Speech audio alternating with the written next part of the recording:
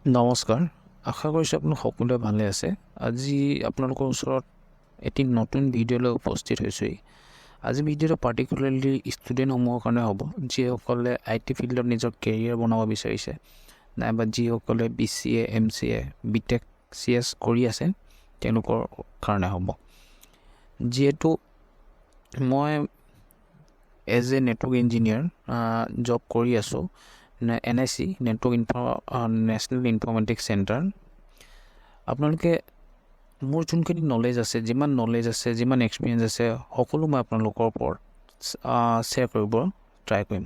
আপোনালোকক অলপ গাইড কৰিব চেষ্টা কৰিম। আপোনালোকে কি কৰিলে ভাল হয়, কি কৰিলে ভাল হয়, কি কোৰ্চ কৰিলে ভাল হয়, নেক্সট কি কৰিব আপোনালোকে। যদি আপোনালোকে BCA কৰি আছে, BCA কৰাৰ পাছত কি কৰিব, BSc কৰি আছে, BSc পাছত নেক্সট কি হ'ব আপোনালোকৰ, তাকে মই আপোনালোকক অলপ বুজাব চেষ্টা কৰিম। তেন্তে বলক আৰু দেৰি নকৰি ভিডিঅ'টো আৰম্ভ কৰোঁ। যিহেতু যদি আপোনালোকে ভিডিঅ'টো মোৰ চাই ভাল পায়, তেন্তে আৰু আপোনালোকে যদি ভাবে আপোনালোকৰ অলপ হ'লেও কিবা এটা সহায় হৈছে, তেন্তে আপোনালোকে নিশ্চয় ভিডিঅ'টো লাইক আৰু কমেণ্ট কৰিব নাপাহৰিব, লগতে ছাবস্ক্ৰাইব বটনটো টিপিব নাপাহৰিব। ফাৰ্ষ্ট অফ অল আহোঁ, যিসকলে জেনেৰেল ডিগ্ৰী কৰি আছে, BCA নাইবা BSc কম্পিউটাৰ চায়েন্স, আৰু নেক্সট আহি গ'ল আপোনালোকৰ ইঞ্জিনিয়াৰিং ডিগ্ৰী, যিসকলে BTech, CS নাইবা IT কৰি আছে। ফাৰ্ষ্ট অফ অল মই কেটেগৰী ৱাইজ ডিভাইড কৰিছোঁ। ফাৰ্ষ্ট অফ অল মই আপোনালোকক BCA আৰু BSc CSখিনিৰ কাৰণে অলপ ক'ব বিচাৰিছোঁ। BCA বৰ্তমান আপোনালোকে যদি IT লাইনত যাব বিচাৰে, IT লাইনত বহুকেইটা ফিল্ড থাকে। কোনোবাই হয়তো ডেভেলপাৰ হ'ব বিচাৰিব, কিছুমানৰ কোডিঙত বেছি নলেজ থাকে, কিছুমানে কোডিঙত অলপ উইক হয়। তেনেকৈ যিসকলে ডেভেলপিঙত যাব বিচাৰে, তেওঁলোকে ডেভেলপিঙত যাব পাৰিব। যিসকলে নেটৱৰ্কিং ছাইডত যাব বিচাৰে, তেওঁলোকে নেটৱৰ্কিং ছাইডত যাব বিচাৰি, মই আপোনালোকক বুজাই দিম কি ষ্টেপ আপোনালোকে ল'ব, কেনেকৈ চুজ কৰিব নিজৰ কেৰিয়াৰটো, মই আপোনালোকক বুজাব চেষ্টা কৰিম। তেন্তে প্ৰথমতে BC আৰু BSc কাৰণে কওঁ। BCA আৰু BSc কৰাৰ পাছত আপোনালোকৰ হাতত অপশ্যন থাকে। IT ছেক্টৰত আপোনালোকে যাবলৈ মই আপোনালোকক যোনখিনি normal post, call centre, BPO, IT support, সেইখিনি কথা নকওঁ। মই আপোনালোকক ভাল পজিশ্যনৰ কথা ক'ম। যদি মই যোনটো ফিল্ডত আছোঁ নেটৱৰ্কিং, তাৰ কথা ক'ব যাওঁ, তাত আপোনালোকৰ বৰ্তমান নেটৱৰ্কিঙৰ ডিমাণ্ড বহুত বাঢ়ি গৈছে। কাৰণ আপোনালোকে বৰ্তমান দেখিছে এটা বিল্ডিঙত বৰ্তমান, যদি মই আপোনালোকক নৰ্মেলি বুজাব যাওঁ, গোটেই আমাৰ এটা চিম্পল এক্সাম্পল দিওঁ আপোনালোকক। মই য'ত আছোঁ তাৰ ৰিয়েল লাইফ এক্সাম্পল এটা দিওঁ। মই য'ত আছোঁ NIC, তাত গভৰ্ণমেণ্টৰ বহু কাম হয়। ধৰক মই য'ত বহোঁ এইটো হৈ গ'ল হেডকোৱাৰ্টাৰ, আৰু হেডকোৱাৰ্টাৰৰ পৰা কণ্ট্ৰল হয় গোটেইখিনি ডিষ্ট্ৰিক্ট। মই যোনখন ষ্টেটত আছোঁ তাত আছে 21খন ডিষ্ট্ৰিক্ট, আৰু গোটেই 21খন ডিষ্ট্ৰিক্ট কানেক্টেড হৈ আছে লেনৰ থ্ৰুদি, লোকেল এৰিয়া নেটৱৰ্ক। বহুত দূৰত আছে, তথাপিও লেনৰ থ্ৰুদি কানেক্টেড হৈ আছে। এতিয়া সেই গোটেই 21খন ডিষ্ট্ৰিক্টত মেনেজ কৰিবলৈ কি কাৰণে লেনত আছে, মই আপোনালোকক অলপ পাছত কৈ আছোঁ। আপোনালোকে হয়তো ভাবিব পাৰে, হয়তো এটা ৱেবছাইট বনাই দিলে গোটেইখিনি তেওঁলোকে পাৰ্টিকুলাৰলি এক্সেছ কৰিলে, জপা আছে জপা নাই, তেনেকৈ এক্সেছ কৰিলে। কিন্তু কিয় নাই মই আপোনালোকক বুজাম। এতিয়া আপোনালোকে স্ক্ৰীণত যদি দেখা পাইছে 21খন ডিষ্ট্ৰিক্ট, আৰু যিহেতু ইয়াত বহুত গভৰ্ণমেণ্টৰ কনফিডেঞ্চিয়েল বস্তু থাকে, এইটো পাব্লিক নেটৱৰ্কত সিহঁতি দিব নোৱাৰে। মই আপোনালোকক অলপ ডিপকৈ বুজাইছোঁ। প্ৰথমতে মই আপোনালোকক ওপৰে অলপ বুজাব চেষ্টা কৰিম, তাৰপাছত আপোনালোকৰ কেৰিয়াৰলৈ আহিম, আপোনালোকে কি কৰিব কি নাই। এতিয়া 21খন ডিষ্ট্ৰিক্ট আছে, আৰু গোটেই 21খন ডিষ্ট্ৰিক্টলৈ লেনৰ থ্ৰুদি কানেক্টেড হৈ আছে।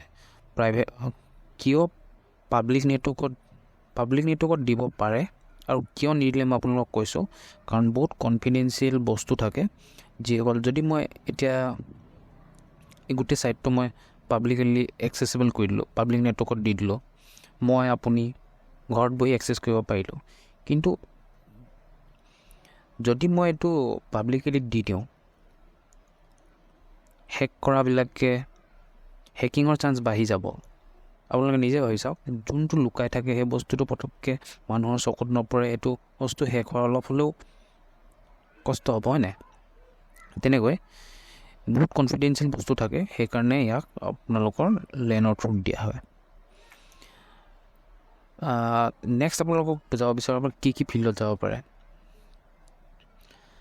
ইয়াত আপোনালোকে BCA কৰাৰ পাছত মই যদি আপোনালোকক ডাইৰেক্টলি কওঁ আপোনালোকে নেটৱৰ্কিং ফিল্ডত যাব পাৰিব, সেইটো ভুল হ'ব। কাৰণ BCA পাছত আপোনালোকৰ BCA নাইবা BSc, অকল BCA বুলি নকওঁ, BCA নাইবা BSc পাছত আপোনালোকে হায়াৰ ষ্টাডিজ কৰিব লাগিব। যেনেকৈ যোনে BCA কৰিলে তেওঁলোকে MCA কৰিব। মই অল্টাৰনেট অপশ্যন ক'ম, আপোনালোকে যদি MCA হায়াৰ ষ্টাডিজ যাব নিবিচাৰে তাৰপিছত আপোনালোকে কি কৰিব লাগিব, কোনটো ফিল্ডত যাব পাৰিব। MCA কৰিলে মই আপোনালোকক ছাজেষ্ট কৰিম, যোনসকলে BSc CS কৰি আছে তেওঁলোকেও MCA কৰক। কাৰণ আপোনালোকে যদি BSc আৰু BSc পাছত MSc কৰে তেতিয়া আপোনালোকক এজ এ BTech লেভেলত আপোনালোকক কনচিডাৰ কৰা নহয়। আৰু যদি আপোনালোকৰ হাতত MCA থাকে তেন্তে মষ্ট প্ৰবেবলি আপোনালোকৰ এজ এ আপোনালোকে BCA আৰু BTech লেভেল MCA আৰু MTech লেভেল আপোনালোকৰ চেম পজিশ্যনত আহি যায়। আৰু ইয়াৰ আগলৈকে আপোনালোকৰ BCA BSc ষ্টুডেণ্ট লৈছিলে, মানে মই মোৰ NIC কথা কৈছোঁ, মই য'ত আছোঁ মই তাৰ কথা কৈছোঁ, ইয়াত বৰ্তমান কি হৈছে তাৰ ওপৰত ভিত্তি কৰি মই কথাটো কৈছোঁ। ইয়াৰ আগলৈকে আপোনালোকে BCA BSc ডিপ্ল'মা থকাবিলাকো আপোনালোকৰ এজ এ ফেকাল্টি মেনেজমেণ্টত লৈছিলে। ফেকাল্টি মেনেজমেণ্টত আপোনালোকে জুনিয়ৰ মানে এজ এ ফ্ৰেছাৰ আপোনালোকে জুনিয়ৰ নেটৱৰ্ক ইঞ্জিনিয়াৰ হিচাপে সোমাব পাৰিব। আপোনালোকে অলপ চলপ শিকিব, আপোনালোকৰ ওপৰত ছিনিয়ৰ নেটৱৰ্ক ইঞ্জিনিয়াৰ থাকিব, তাৰপিছত নেটৱৰ্ক এডমিন থাকিব, তেনেকৈ বেলেগ পজিশ্যন থাকে। আপোনালোকে একদম বেছিক পজিশ্যনত সোমাব। কিন্তু এতিয়া যোনটো তেওঁলোকে এটা নতুন টেণ্ডাৰ আহিছে গভৰ্ণমেণ্টৰ থ্ৰুদি, তাত আপোনালোকে BCA আৰু BSc লোৱা নাযায়। এতিয়া আপোনালোকে কনচিডাৰ কৰিছে অকল MCA ষ্টুডেণ্ট লগতে ইঞ্জিনিয়াৰিং ষ্টুডেণ্ট। ইঞ্জিনিয়াৰিঙত আপোনালোকৰ থাকিব লাগিব ইঞ্জিনিয়াৰিং, দুটা ইঞ্জিনিয়াৰিং, এটা হৈ গ'ল ইলেক্ট্ৰিকেল আৰু হৈ গ'ল BTech CS নাইবা IT। সেইকাৰণে মই আপোনালোকক ছাজেষ্ট কৰিছোঁ BCA কৰাৰ পাছত আপোনালোকে MCA কৰক, নাইবা যিসকলে BSc কৰিছে তেওঁলোকে MCA কৰিব ট্ৰাই কৰক। আৰু তাৰ পাছত যদি আপোনালোকক কেৰিয়াৰ গ্ৰ'থ লাগে, মই আপোনালোকক ডাইৰেক্টলি আপোনালোক কেৰিয়াৰ গ্ৰ'থ হৈ যাব বুলি নকওঁ। আপোনালোকে BCA কৰিলে, MCA কৰি আছে, আপুনি MCA কৰি থাকোঁতে আপুনি এনজয় কৰিব। মই নকওঁ যে আপুনি একদম দিন ৰাতি পঢ়িয়ে থাকিব, কিন্তু তাৰ লগতে মই এইটো যিসকল ছাৰ্ভাৰ ছাইডত যাব বিচাৰিছে তেওঁলোকৰ কাৰণে কৈছোঁ দেই, নেটৱৰ্কিং ছাইডত তেওঁলোকে MCA কৰি থাকোঁতে আপোনালোকে কোৰ্চ কৰিব। কোৰ্চ যেনেকৈ কৰিব CCNA/CCNP,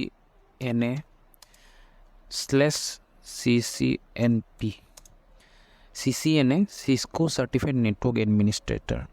আপোনালোকে নিশ্চয় মই ইয়াত আপোনালোকক বেছি বুজাব নাযাওঁ, আপোনালোকে নিজে ইণ্টাৰনেট আছে আজিকালি, ইণ্টাৰনেটত চাৰ্চ কৰিব, ইউটিউবত চাৰ্চ কৰিব CCNA কি CCNP কি।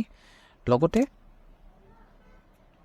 যদি আপোনালোকে CCNA কৰে নেটৱৰ্ক এডমিনিষ্ট্ৰেটৰ, যোনটো পজিশ্যন আপোনালোকৰ নেটৱৰ্ক আপোনালোকে সেইটো পজিশ্যন যদি আপোনালোকে সেইখন চাৰ্টিফিকেট যদি উলিয়ায়, আপোনালোকৰ বহুত আপোনাৰ কেৰিয়াৰত আপোনাৰ গ্ৰ'থ হোৱাৰ চান্স বাঢ়ি যাব নেটৱৰ্কিং ফিল্ডত। তাৰ পাছতো আৰু চাৰ্টিফিকেশ্যন কোৰ্চ আছে।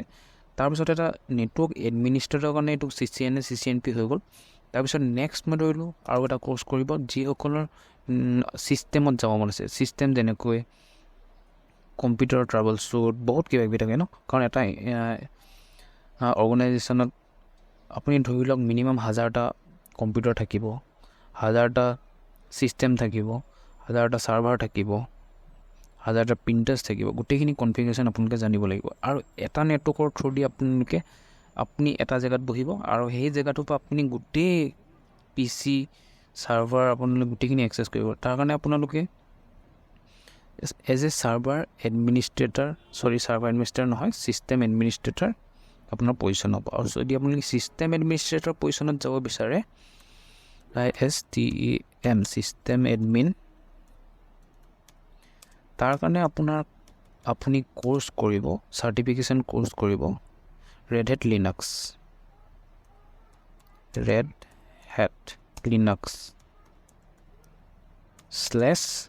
/ নাইবা RHCL। আপোনালোকে বুজি পাইছে? এতিয়া মই আপোনালোকক কৈলোঁ নেটৱৰ্কিঙৰ মই আপোনালোকক বেছিকখিনি কৈ দিলোঁ, আপোনালোকে কি কৰিলে ভাল, কি নকৰিলে ভাল। আৰু এতিয়া আহিছোঁ যোনখিনি বিটেকৰ এটাই প্ৰফিটেবল পইণ্ট আছে যে তেওঁলোকে মাষ্টাৰ্ছ ডিগ্ৰী নকৰাকৈও তেওঁলোকে চাৰ্টিফিকেশ্যন কোৰ্চ কৰি ডাইৰেক্ট এডমিন পজিশ্যনত যাব পাৰে। আৰু যি কি নহওক তাত তেওঁলোকৰ এটা প্লাছ পইণ্ট আহি যায়, যিহেতু তেওঁলোকে এবছৰ বেছি দিবও লগা হয়, কিন্তু আল্টিমেটলি চাব গ'লে BCA + MCA আপোনাৰ 3-5 বছৰ গুচি যায়, তেওঁলোকে 4 বছৰত হৈ যায়। বাৰু এইটো কথা মই কোৰ্চ কম্পেয়াৰ কৰিব নাযাওঁ বৰ্তমান, চবৰে নিজৰ ইচ্ছা। তেন্তে নেক্সট মই আহোঁ, যিসকলে হায়াৰ ষ্টাডিজ কৰিব নিবিচাৰে তেওঁলোকে কি কৰিব লাগিব IT ফিল্ডত যাবলৈ। এতিয়া নেক্সট আহিলে BCA BSc BTech কৰিলে, BTechটো বাৰু মই এতিয়া বৰ্তমান অলপ দেৰিৰ কাৰণে পাহৰি গৈছোঁ, BCA আৰু BSc কৰিলে। এতিয়া নেক্সট তেওঁলোকে ভাবিছে আৰু হায়াৰ ষ্টাডিজলৈ নাযায়, তেওঁলোকে ভাবিছে যে তেওঁলোকে অতি সোনকালে ইনকাম কৰা ষ্টাৰ্ট কৰে, নাইবা কোনোবা কোম্পানী এটাত জব কৰি সোমাই যাব বিচাৰে।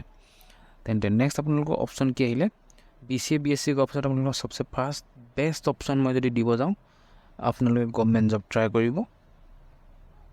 লগতে তাৰ ছেকেণ্ড অপশ্যন আহিলে আপুনি নিজৰ কোনোবা এটা প্ৰগ্ৰামিং লেংগুৱেজ মাষ্টাৰ্ছ কৰক। প্ৰগ্ৰামিং লেংগুৱেজ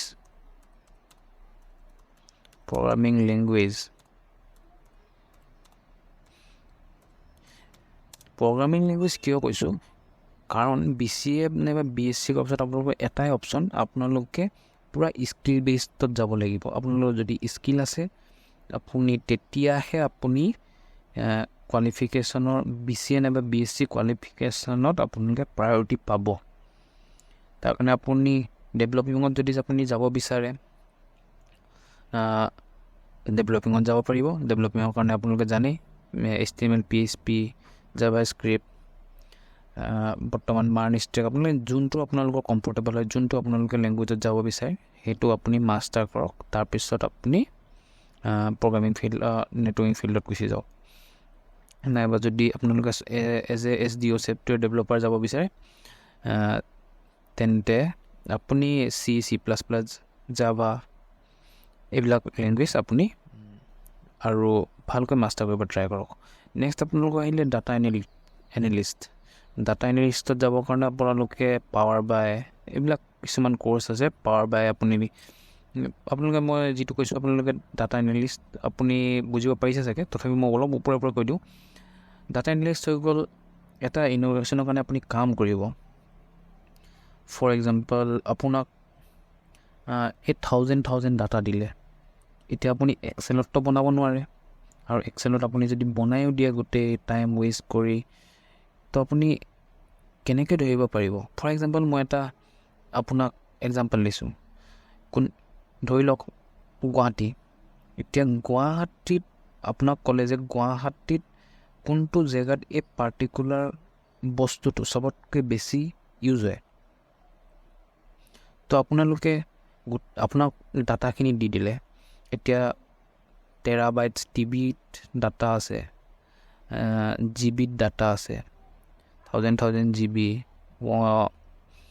এতিয়া আপুনি ইমানখিনি ডাটা আপুনি এক্সেলত বহুত কষ্ট কৰি দিন ৰাত এক মাহ কাম কৰি আপুনি গোটেই ৰিচাৰ্চ কৰিলে এইটো জেগাত ইমান এইটো জেগাত ইমান কৈ এই বস্তুটো মই যোনটো বস্তু ক'লোঁ ফৰ এক্সাম্পল ধৰি লওক সেই বস্তুটো ইউজ হয় বুলি ঠিক আছে এতিয়া আপুনি যোন ক্লায়েণ্টক দিলে আপুনি ক্লায়েণ্টক ক'লে কিন্তু ক্লায়েণ্টে ইমানখিনি ডাটা আপুনি কমচে কম আপুনি যদি ইমান টাইম ৱেষ্ট কৰিব নাইছে আপুনি হয়তো কনক্লুজনত লিখিব এই জেগাটোত চবতকৈ বেছি ইউজ হয় বুলি কিন্তু তেওঁলোকে কেনেকৈ বুজি পাব গোটেই ডাটাখিনি তেওঁলোকৰ এনালাইজ কৰিবলৈতো সময় নাথাকিব তাৰ কাৰণে as a graph for example graph circle মানে তেনেকৈ পৰ্চন কৰি ডিভাইড কৰি এজ এ ভিজুৱেলাইজেশ্যন টুল হয় এটা পাৱাৰ বাই সেই পাৱাৰ বাইত বহুত ধৰণৰ আপোনালোকে ডাটা ফিট কৰিব আৰু